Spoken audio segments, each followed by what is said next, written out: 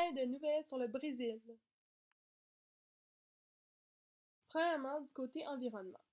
La déforestation dans l'Amazonie brésilienne a augmenté de 29% entre 2012 et 2013 selon des données satellites. 5 891 km² de forêt ont disparu pendant cette période de temps. Les chiffres pour la période 2013-2014 vont être publiés à la fin de l'année, cependant, on estime qu'il y aura une augmentation de 9,8%. Aujourd'hui, les défrichements de l'Amazonie brésilienne ont atteint une surface équivalente au territoire français. Ceci est le résultat de politiques d'aménagement du territoire qui visent en son développement plutôt qu'en sa conservation. Malgré cela, des initiatives ont été mises en place telles que des aires protégées. Tout ceci sur la source lapresse.ca. Deuxièmement, pour la politique et selon le site internet lemonde.fr, Dilma Rousseff, la candidate du Parti des travailleurs, a été réélue dimanche le 26 octobre dernier pour un second mandat.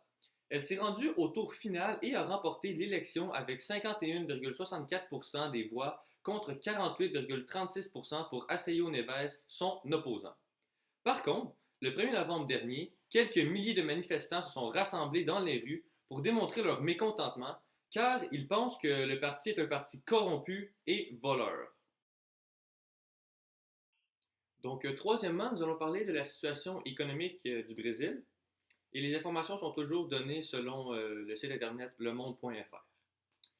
Selon une centaine d'institutions financières, le PIB va augmenter de seulement 0,2% cette année et de 0,8% en 2015. Le ralentissement économique du Brésil a débuté en 2011 avec une diminution du PIB de 2,7% à 1% en 2012. Ceci peut s'expliquer par la faiblesse du marché international et le ralentissement de l'économie chinoise, puisque les exportations brésiliennes écopent. De plus, la présentation de la Coupe du monde de la FIFA a eu un impact. Les modèles économiques brésiliens semblent avoir atteint ses limites. Le Brésil confirme donc son appartenance aux Fragile Five, les 5 fragiles, une catégorie de pays émergents vulnérables économiquement. Parlons un peu de peuplement. Donc, le peuplement brésilien est le résultat entre la fusion d'autochtones et d'immigrés. Aujourd'hui, au Brésil, il y a plus de 700 000 Indiens qui occupent 594 territoires sur un total de 100 millions d'hectares. Évidemment, cette cohabitation entraîne des conflits, donc pour la thématique conflit. Certaines tribus résistent jusqu'à ce jour en gardant leur mode de vie traditionnel, ce qui donne lieu à des guerres civiles.